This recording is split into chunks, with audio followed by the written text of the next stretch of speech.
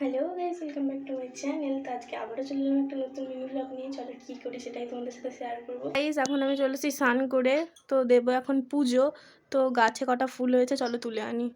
তো গাইস দেখো, এটা হচ্ছে আমার ফুল গাছ। কত সুন্দর সুন্দর ফুল হয়েছে না? চলো আজকে এটা ঠাকুরকে দেওয়ার জন্য তুলে নিই। তো দেখো আমার তো ফুল তোলাও হয়ে গেছে। তো গাইস আমার পুজো দেওয়াও কমপ্লিট হয়ে গেছে। এই যে আমার মহাদেব, কত কিউট না?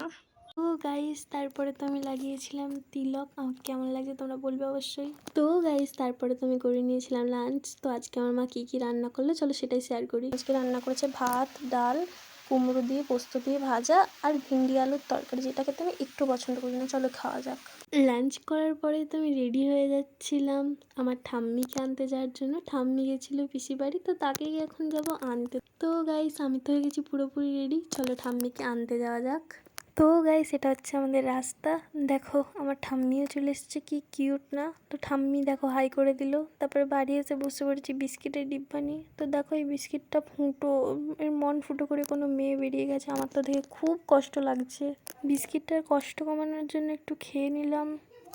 তো গাইস বিকেল বিকেল করেছিলাম ছাদে। তো আজকে দেখাবো তোমাদেরকে আমাদের বাড়ির চারপাশের নাজারা। তো আমার বাড়ির চারপাশে খালি গাছ আর গাছ, সেগুলো হচ্ছে আমাদের মাঠ। তো আকাশটা যে কত সুন্দর লাগছে। তারপরেই গাইস নিচে এসে সন্ধ্যা দিয়ে দিয়েছিলাম। তো আজকের ব্লগটা এতটুকুই, বাই।